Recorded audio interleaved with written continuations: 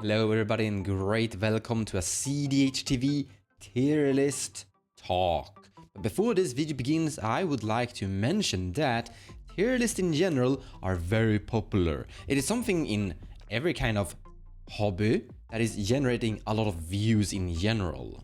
So bear that in mind when I say that I don't believe in it for cEDH. I don't believe in tier lists. Not entirely all true. I actually think tier lists have a place for beginners. It could be a great way to just showcase cEDH in general, just to give beginners a good way of thinking when they're choosing their first commander. Once you have more experienced players watching the tier list, I think it should absolutely stop, because I think it's giving the incorrect knowledge to people. So those are some harsh words I absolutely need to explain. So first off, you can absolutely put cards in a tier list. For example here, Mana Drain is objectively better than a counterspell. Everyone will agree with it. But if you look at a commander example, here we have Elish Norn and Toxrill the Corrosive. No, they are both doing the exact same thing. For a 7 mana commander, you board wipe your opponent. But here,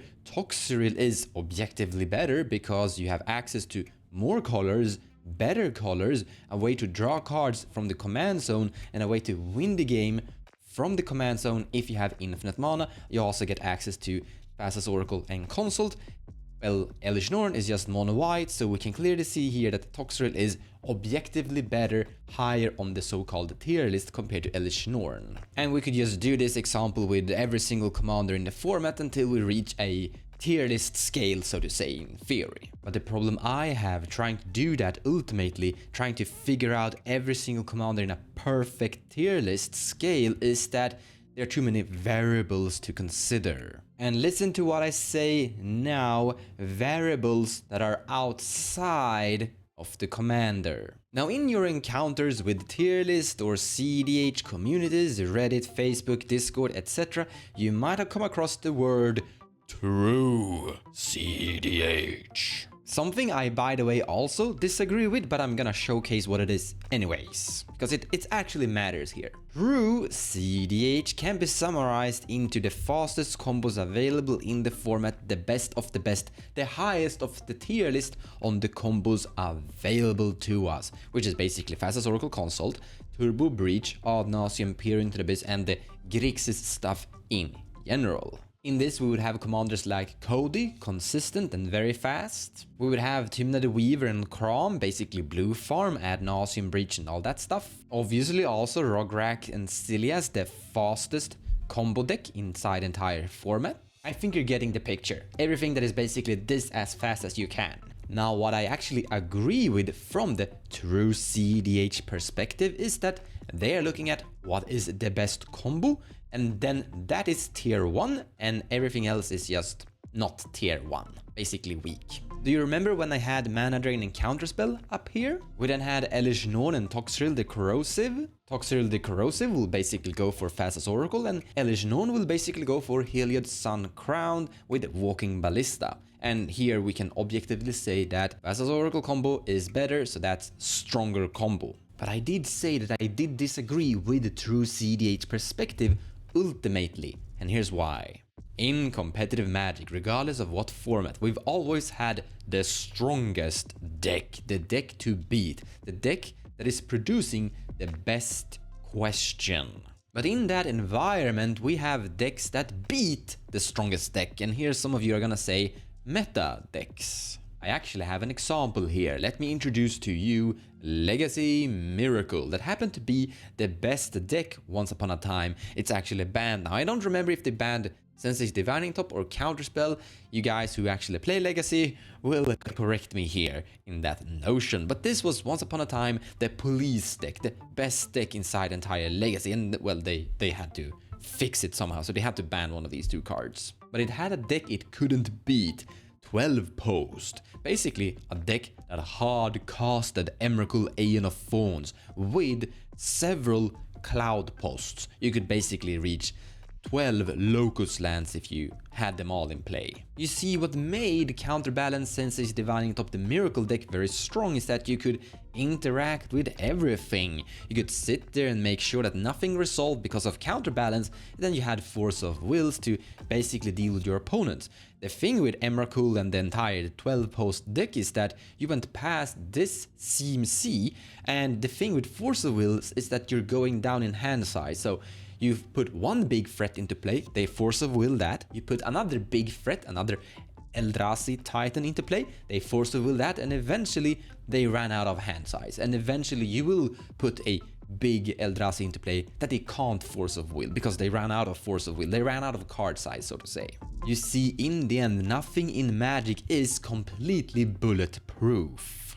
And therefore, the tier list message I wanna say is, what is the most common thing people are doing? How does the pod environment look like? And how do we fit into that? Instead of doing a tier list, I try to do cEDH metagame of the year. For example, I've done one for 2022. I will soon do one in the future for 2023, where I go over what is popular in the cEDH metagame. It's probably not gonna change that much in the 2023, but hey, I still talk about a little bit what you should think, what people are doing, and how to exist in that environment.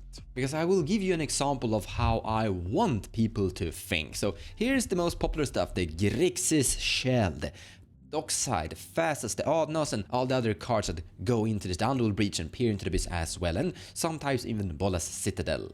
What happens if we hardcore mulligan for a turn 2 or turn 1 Rhystic Study here? I guess we should also throw in a Mystic Remora mention here as well, because the Grixis pod, the environment they create, and I really like to say the environment they create is a very spell-slinging environment, and that is gonna feed these two cards heavily. So you're gonna draw into interaction, which is gonna be great versus their Storm Attempt, and we've seen a lot of new free to cast interaction, which is gonna help you prevent that Ad Nauseam or Fastest Oracle from resolving and winning the match. But you're also gonna draw into your own win con and win yourself once you've interacted with them.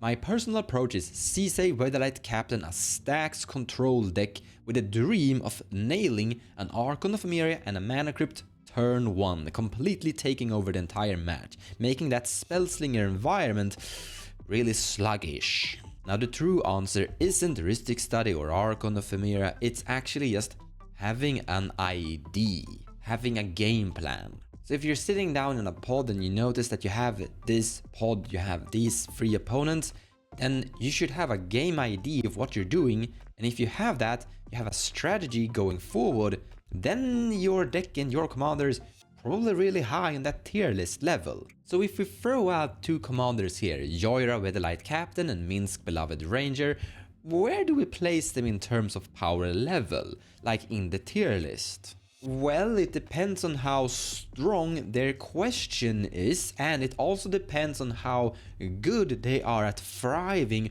or operating with a game plan in the current pod environment. You see, we have so many different strange pod potential environments that it's gonna be very hard to rate these commanders, because depending on what form of pod environment they end up in, and depending on what form of pod environment they plan for, their power level and tier list rating will differ. For example, I did talk a lot about the Grixis Demir, Grixis Turbo Ad Nauseam, Fastest Oracle, Underworld Breach, and that stuff a lot. What if we've planned against all of this really well?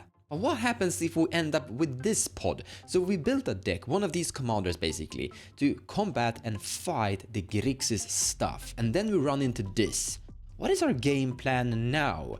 What are we gonna do now? We need to consider this as well for the tier list rating. And that is where you can kind of see that we have a little bit of too many variables. And ultimately, depending on what is the pod and environment structure for that tournament, what's really common among what people are doing, different commanders will rise and go up and down in this power level tier list scale. And I actually happen to have a great example of that with Monogreen Yeva winning a cEDH tournament with 7 wins in a row, 0 losses. Was it because of skill? Yes, I think so. The pilot who played Yeva probably knew what he was doing. But very important here, and something I talked heavily in that video, is that the pod environment where that tournament created, the common thing everyone was doing was the dream scenario for Yeva. Yeva's game plan was basically built to win that tournament versus those decks that arrived in that tournament. So where do we place Yeva in the cEDH tier list? Well, it depends on the pod environment she's up in, and if that's the correct one. For example, if she goes into that tournament again with the same kind of pod environment, the same kind of opponent, she's gonna be S tier, she's gonna be the best thing ever. But if he goes into the wrong pod environment, she's very bad. Now, everything you've listened to in this video is basically just my personal opinions regarding tier list in general. But I would like to repeat what I said in the beginning of the video, that tier list videos like sitting here and saying Yeva should be a A tier and Cise should be a S tier, Blue Farm should be an S tier, and I'm gonna place Godo in E tier is a very popular video. Like, if I sit and do that video over and over, like, that's gonna give me a lot of views. But instead of doing that, I'm saying my true opinion here. But I wanna emphasize heavily here, guys, that I don't think that other cEDH YouTube content creators that are making tier list videos are doing a bad thing. I think they are saying their true opinions. However, what I think is that they have they have a pod construction environment in mind when they're making that cEDH tier list video, and they are rating commanders depending on that environment that they have in mind. For example, if someone would approach me with a gun and say make a cEDH tier list, I would do it with this approach. I would say, here is Grixis Ad Nauseam Turbo Breach, the true cEDH metagame. Let's make a tier list against that. What would be the strongest thing? Up there in S, we would begin with all the turbo combo stuff, like the fastest thing possible. And then we would rate commanders on their game plan, on how well they could have something going against this specific metagame, this specific pod environment, where everyone is on the breach stuff.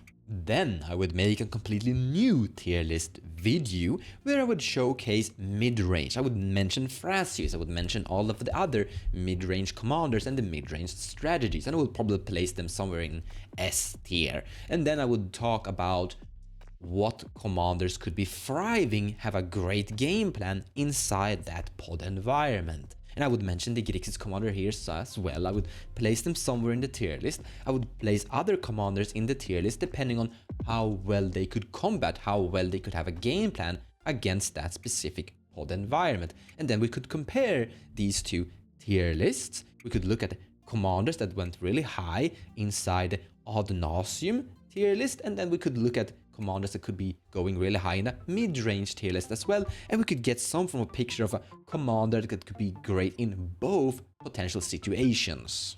Regardless, my big message in this video is that instead of looking for a tier list saying what is the strongest commander or the strongest cEDH deck, you should ask the question, what is the cEDH environment? What are people doing inside this format? And how do I fit inside this format? What form of commander and game plan could I pick that would thrive and be very strong in what people are doing? Thank you so much for watching. I hope you liked the video or that it inspired you in any form of way. Take care, guys. I see you next time.